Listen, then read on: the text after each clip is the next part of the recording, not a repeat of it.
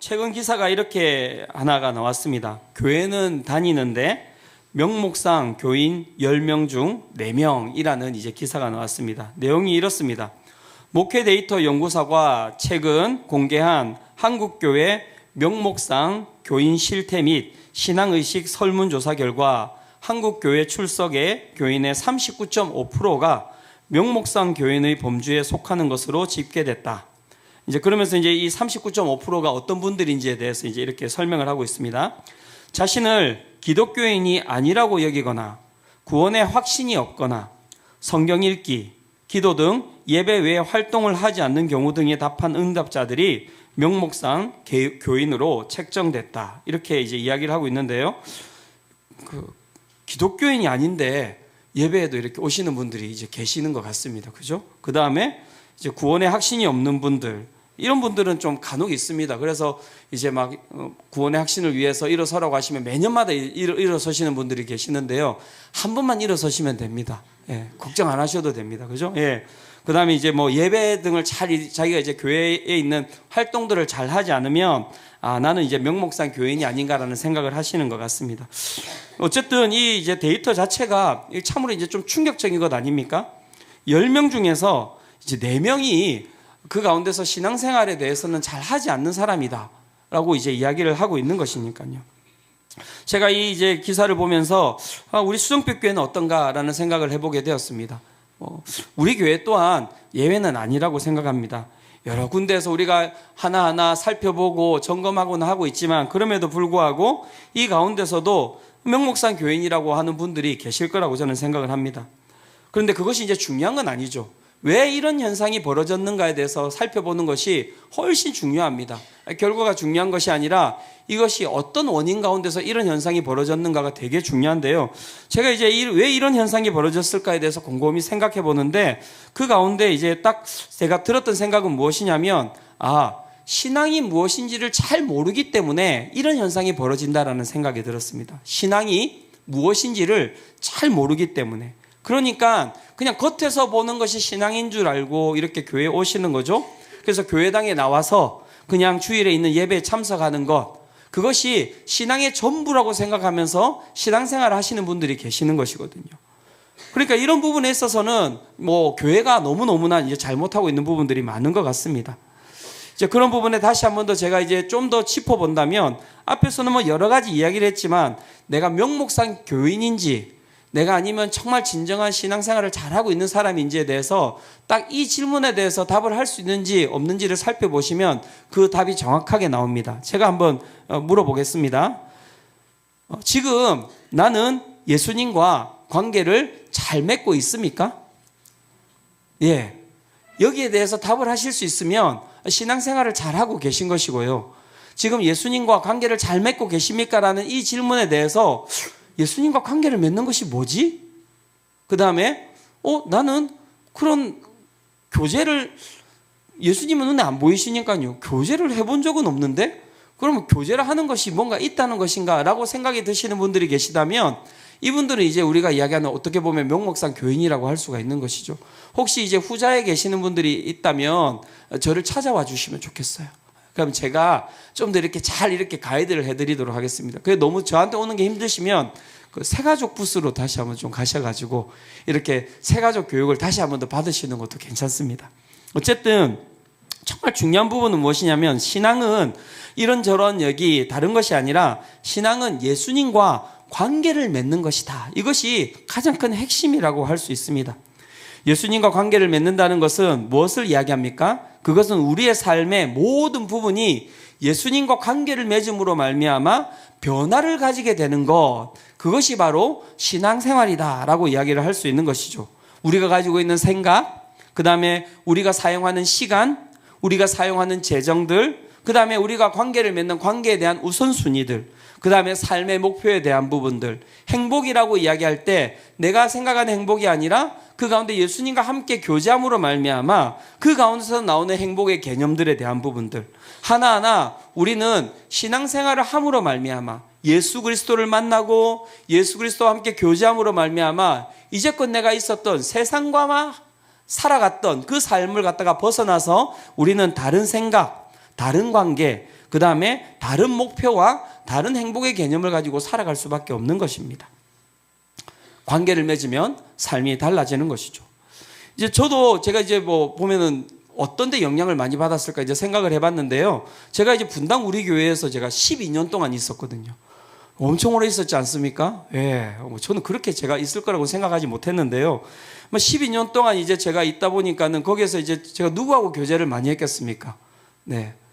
12년 동안 꾸준하게 이렇게 계셨던 분은 이찬수 담임 목사님. 예. 담임 목사님 저한테는 아직도. 예. 이찬수 목사님하고 교제를 많이 했지 않겠습니까? 예. 그러다 보니까 목사님이 가지고 계시는 많은 부분들을 제가 영향을 많이 받은 거예요. 그 가운데서 이제 목회 철학에 대한 부분들. 그래서 지금 제가 가지고 있는 뭐 삶의 패턴, 그 다음에 목회를 하는 방향성, 이 모든 부분들이 제가 이제 스승으로 모시고 있는 우리 이찬수 목사님의 영향을 많이 받아서 그대로 이제 따라하는 부분들이 많이 있죠. 뭐 보다 보니까는 그런 어떤 목회 철학이나 어떤 그러한 사람을 대하는 자세 뭐 이런 것뿐만이 아니라 가다 보니까 이제 말투도 막 따라 담고 이러는 거예요. 그래서 보니까는 제가 이제 하나하나 이렇게 막 이렇게 닮아가더라고요. 보니까는 함께 교제를 하게 되면요. 사람은 모든 것을 다 담게 되어 있습니다. 모든 것을 다 담게 되어 있습니다. 그래서 이찬수 목사님도 새우깡 엄청 좋아하시거든요. 저도 새우깡을 엄청 좋아합니다. 몰랐어요. 정말 몰랐어요. 그런데 이제 MT에 이렇게 딱 갔는데요. 막 제가 그 고기하고 막 이런 것들을 제가 다 준비해서 사갔는데 목사님이 저를 조용히 부르시더니 이게 다냐고 이렇게 물어보시는 거예요. 그래서 제가 예 목사님 이랬더니 정말 이게 다냐고 예 이게 답니다 했더니 새우깡 없냐고 이렇게 이야기하시길래 제가 그래 깜짝 놀라서 거기 가서 이제 노래방 새우깡 큰 거 사와가지고 이렇게 목사님 방에 이렇게 넣어드리고 했는데요. 예. 뭐 이 부분은 그냥 넘어가셔도 되는 부분이고요. 어쨌든 관계를 맺으면요 사람은요 반드시 닮아갈 수밖에 없는 것이죠. 신앙은 다른 것이 아닙니다. 신앙은 예수님과 관계 맺는 것입니다. 사랑의 관계를 맺고 영향을 맺는 것, 그것이 바로 신앙생활이라고 할 수가 있는 것이죠. 하지만 예수님과 관계를 맺지 않으면요 그 가운데 아무리 교회를 열심히 다닌다 하더라도 성경을 읽고 그 다음에 예배를 갖다가 드리고 일주일에 뭐 24시간 끊임없이 예배를 드리고 새벽 예배, 수요 예배, 그 다음에 금요 기도회, 뭐 주일 예배 1, 2, 3부를 다 드린다 할지라도 그 가운데서 관계를 맺지 않으면요 그 가운데서 삶은 아무런 변화가 없는 거예요. 여러분 이걸 꼭 기억하셔야 됩니다. 그래서 신앙의 핵심은 무엇이냐면 관계 맺는 거예요. 관계. 살아계신 예수 그리스도와 함께 관계를 맺을 때 그 가운데 우리의 삶이 변화되게 되어 있는 것이거든요. 오늘 우리가 읽은 본문은 다른 얘기를 하는 것이 아닙니다. 예수님과 관계를 맺을 때 그 관계 맺는 자들의 삶 가운데 어떤 변화가 일어나는지에 대해서 오늘 본문이 이야기를 해주고 있는 것입니다. 먼저 오늘 본문을 살펴보면요. 이 본문 가운데 이제 나사로라고 하는 이제 한 사람이 등장하고 있습니다. 요한복음 11장 1절입니다. 이렇게 이야기합니다. 어떤 병자가 있으니 이는 마리아와 그 자매 마르다의 마을 베다니에 사는 나사로라. 자, 나사로라고 하는 사람을 등장시키면서 이 사람을 소개하는데 어떻게 소개하고 있습니까?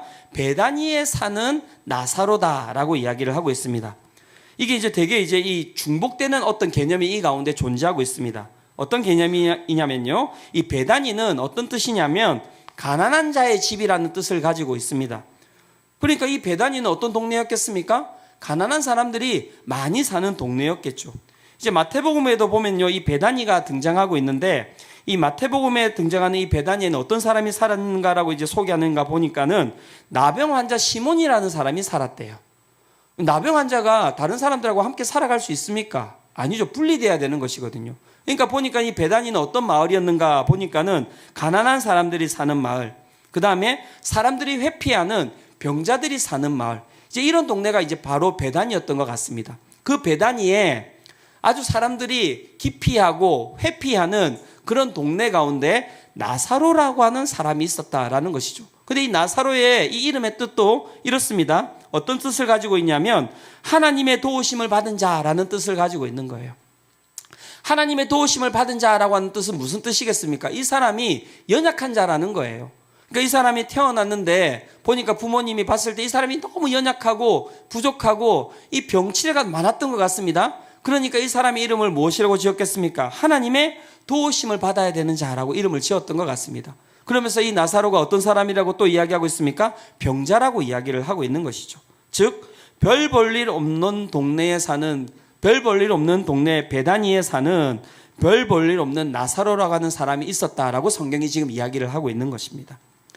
이 나사로를 등장시키면서 그를 어떤 사람이라고 이야기합니까? 눈에 띄지도 않고요, 어떤 영향력을 줄 수도 없고요, 어떤 영향력을 받을 수도 없고요, 어떤 기대감도 줄 수도 없는 아주 무기력한 사람이 바로 나사로다라고 성경이 지금 이야기를 하고 있는 것입니다. 그런데 그에 대한 설명이 깁니다. 이 한 구절로 끝나는 것이 아니라 그 다음 구절에도 이 나사로에 대해서 성경이 소개를 하고 있거든요. 11장 2절에 보면 이렇게 이야기를 하고 있습니다. 이 마리아는 향유를 주께 붓고 머리털로 주의 발을 닦던 자요, 병든 나사로는 그의 오라버니더라. 자, 그가 어떤 사람이라고 이야기하고 있습니까? 마리아라고 하는 이 여인의 오라버니다, 오빠다라고 이야기를 하고 있는데요. 이 마리아는 여러분들이 잘 아는 마리아입니다. 마리아와 마르다 알고 계시죠? 그래서 예수님을 초청해가지고 그렇게 식사를 대접하고 그 가운데서 마르다가 막 정말 마리아 보면서 짜증이 나가지고 예수님한테 좀 뭐라 하라고 이야기하고 그 이야기 아시죠? 그 마리아 마르다입니다. 그런데 이제 이 마리아를 어떻게 소개하고 있습니까? 마리아가 향유를 주께 붓고 머리털로 주의 발을 닦던 자다라고 이제 소개를 하고 있는데요. 이게 다른 얘기가 아닙니다. 이 마리아는 예수님을 정말 사랑하는 자였다라고 지금 소개를 하고 있는 거예요. 그런데 이 마리아뿐만이 아니라 이 마리아를 갖다가 나사로를 갖다가 이 소개하는데 등장시킨 이유는 무엇이냐면, 마리아를 통하여서 이 집안 자체가 예수님을 어떻게 하는 집안이다? 예수님을 마리아와 같이 똑같이 사랑하는 집이다라고 이것을 이제 이야기를 해주고 있는 것입니다. 자, 나사로는 어떤 사람입니까? 나사로는 아주 가난한 동네 가운데, 병자들이 많은 동네 가운데 병자였는데, 그런데 그 사람은 어떤 사람입니까? 예수님을 정말 사랑하는 사람이었다라고 이제 이 성경이 소개를 하고 있는 것이죠. 자, 그런데 보니까는 이 이제 마리아, 마르다, 그 다음에 이제 나사로, 이제 이 세 이제 남매인데요. 이 남매가 예수님을 정말 극진히 사랑했는데, 이 사람들만 예수님을 사랑한 것이 아니라 예수님 또한 이들에 대해서 정말 사랑했다라고 이야기를 하고 있습니다. 요한복음 11장 5절에 보면 이렇게 이야기합니다. 예수께서 본래 마르다와 그 동생과 나사로를 사랑하시더니, 자, 그 이야기를 하고 있는 것이죠. 예수님께서 마르다, 그리고 마리아와 그 다음에 나사로를 사랑하셨다라고 이야기를 하고 있는 것이죠. 그래서 예수님이 이 가정을 사랑하셨고 이 가정도 예수님을 사랑하셨다라고 이야기를 하고 있는 것입니다. 그 가운데서 오늘 그 예수님의 그 사랑이 이 가정을 갖다가 어떻게 변화시켜 나가는지에 대한 본문이 바로 오늘 우리가 읽었던 본문이라고 할 수가 있습니다. 예수님의 사랑이 두 가지의 모습으로 표현이 되고 있는데요. 제가 보니까 오늘 한 가지 정도밖에 소개를 못할 것 같습니다. 그래서 다음 주에도 이 나사로 이야기는 계속해서 이제 할 것이니까요. 오늘은 이 한 가지, 시간이 될 때까지 딱 이 한 가지만 보고 제가 좀 마무리를 하려고 하는데요. 예수님의 사랑의 두 가지의 모습이 표현되고 있는데, 그 첫 번째는 무엇이냐면, 가지 않으심으로, 이 되게 좀 이해하기 힘든 부분일 수 있는데요. 가지 않으심으로 그 예수님의 사랑이 표현되고 있다라고 이 본문이 이야기를 하고 있습니다. 자, 이 가정에 어떤 일이 생겼길래 예수님의 사랑이 이렇게 표현되고 있는지 한번 잘 살펴보기를 바랍니다. 자, 요한복음 11장 3절을 보면 이제 이 가정에 일이 생겼다는 것입니다. 이렇게 이야기합니다. 이에 그 누이들이 예수께 사람을 보내어 이르되 주여 보시옵소서 사랑하는 자가 병들었나이다. 병들었나이다. 그렇게 이제 이야기를 하고 있습니다. 어떤 일이 벌어졌습니까? 예수님이 사랑하는 이 가정 가운데 나사로가 죽을 병이 들었다는 것입니다. 그래서 이제 마리아하고 마르다가 막 오빠를 갖다가 고치기 위해서 다방면으로 여러 가지 일들을 했겠죠. 그런데 손을 써도 손이 써지지가 않는 거예요. 또 그 가난한 동네 가운데 여러분 뭐 이 사람을 고칠 만한 사람이 있었겠습니까? 그런 사람도 없는 거죠. 그러니까 이제 마음이 급했던 것 같습니다. 마리아와 마르다가 사람을 갖다가 수소문해가지고 예수님이 어디 있는지 알아서 그 사람을 이제 예수님께 이제 보낸 거예요. 그래서 예수님께 보낼 때 뭐라고 이야기했습니까? 주여 보시옵소서 사랑하시는 자가 병들었나이다. 다른 거 이야기할 게 없지 않습니까? 당신이 사랑하시는 사람, 그 사람이 병들었으니까 그 뒤에는 무엇입니까? 빨리 와주십시오라고 하는 부분들이 이 가운데 담겨 있는 것이죠. 여러분들은 어떻겠습니까? 여러분들 가운데 사랑하는 사람이 아프다면 여러분 그 가운데 어떻게 반응하십니까? 지금 갑자기 예배 드리는데 문자가 왔어요. 사랑하는 가족이 아프다고. 그럼 어떻게 하실 겁니까? 진동으로 바로 바꾸시고 예배 드리실 겁니까? 그렇지 않으시잖아요. 그죠? 예, 빨리 움직여야 되는 거 아닙니까? 내 사랑하는 사람이 그렇게 아프다면 빨리 움직여야 되는 게 우리가 가지고 있는 상식이고 그것이 우리는 사랑이라고 생각을 하고 있는데요. 그런데 예수님은 그 두 자매의 요청에 대해서 약간은 좀 충격적인 반응을 보이고 있습니다.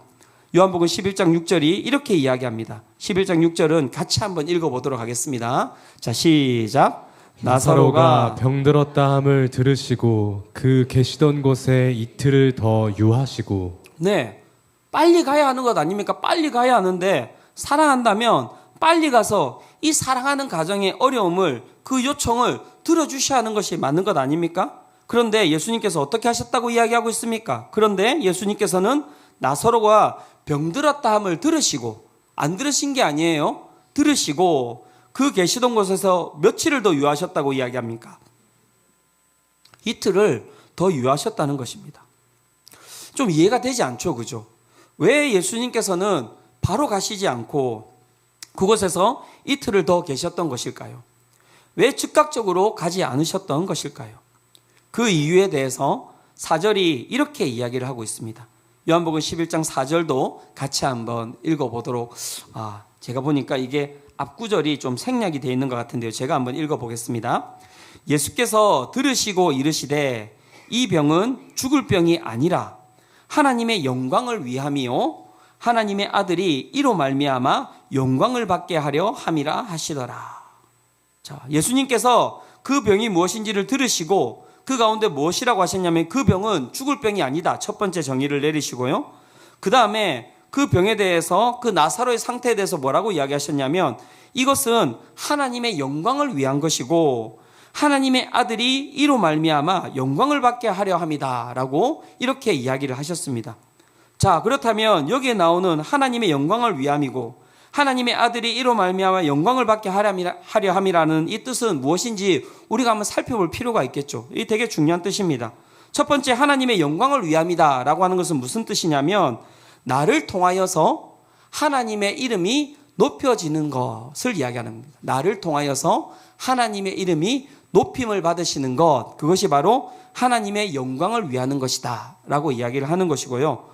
두 번째, 하나님의 아들이 이로 말미암아 영광을 받게 하려 함이라 라고 하는 것은 무슨 뜻이냐면 하나님의 아들 누구십니까? 예수님이시죠. 예수님이 진정 하나님이심을 나타내기 위함이다 라는 뜻을 가지고 있습니다. 예수님이 진정 하나님이시다 라는 뜻을 가지고 있는 것입니다. 즉 예수님께서 즉각적으로 그 아픈 나사로에 가지 아니하고 이틀을 갔다가 그곳에서 머물렀던 이유는 무엇이냐면 나사로의 병을 통하여서 하나님의 이름이 높여지기를 위함이며 나사로의 병을 통하여서 예수님께서 하나님이심을 드러내기 위함임을 이야기를 하고 있는 것이죠. 그런데 이것이 무엇이라고 이야기하고 있습니까? 이것이 사랑이래요.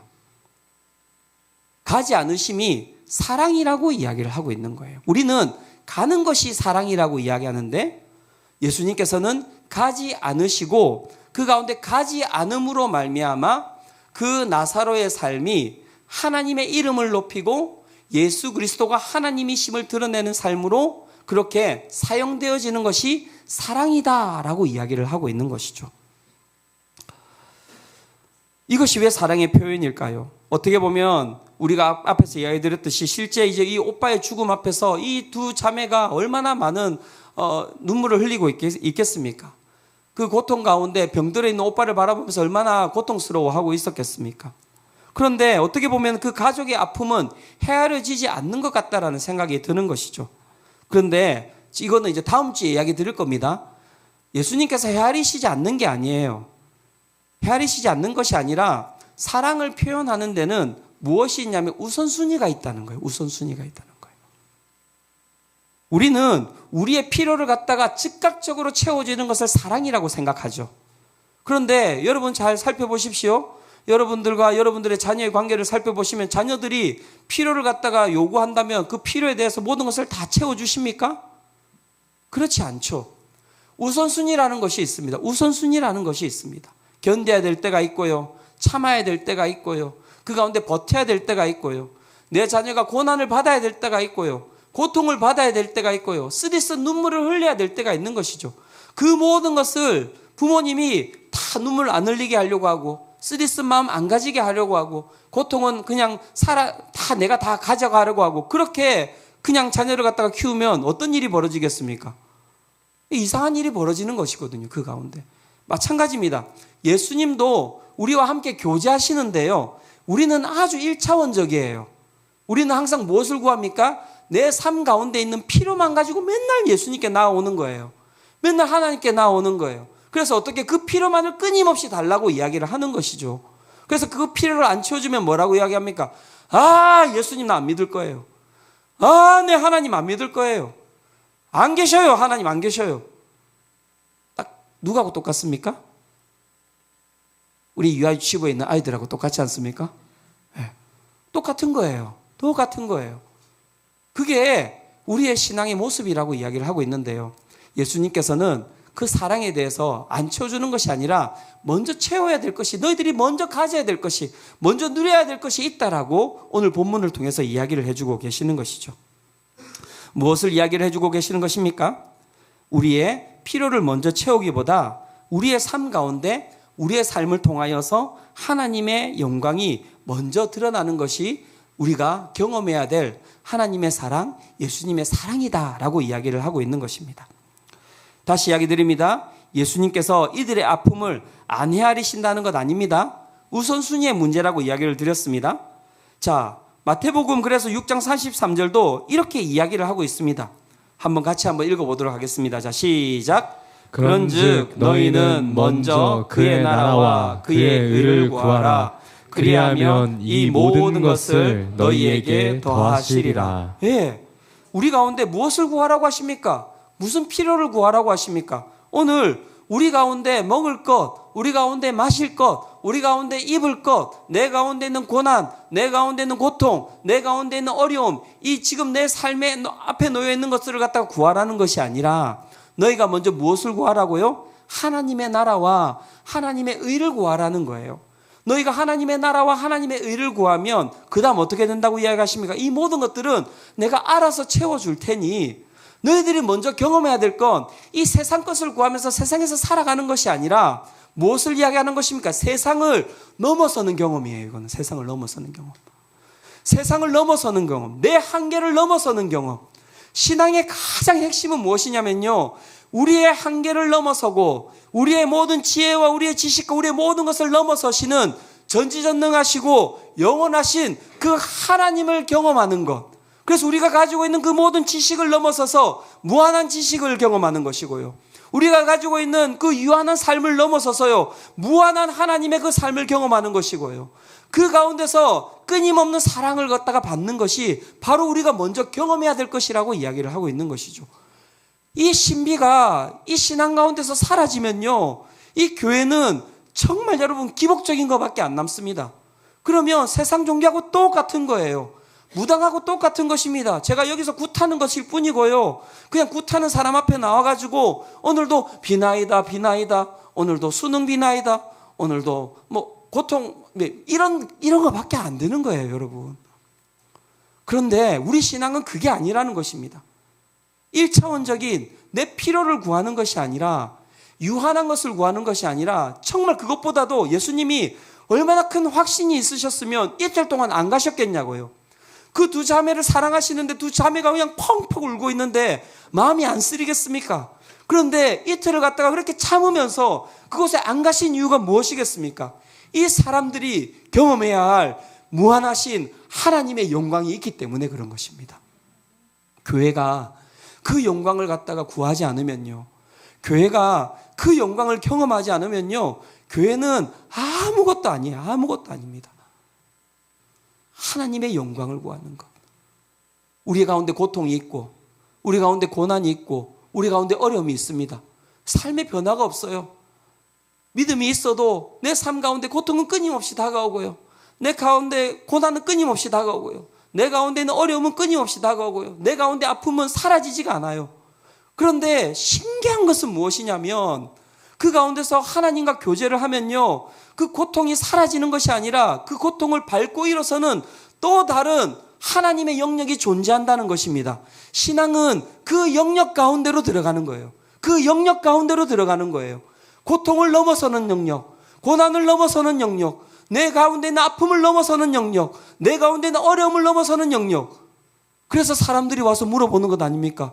내 진짜 궁금하다고. 당신 나하고 똑같은 고통을 가지고 있는데, 나하고 똑같은 어려움을 가지고 있는데, 나하고 똑같은 두려움을 가지고 있는데 어떻게 그렇게 정말 삶을 갖다가 진지하게, 삶을 갖다가 성실하게, 삶을 갖다가 열심히 살아갈 수 있냐고. 당신 두렵지 않냐고.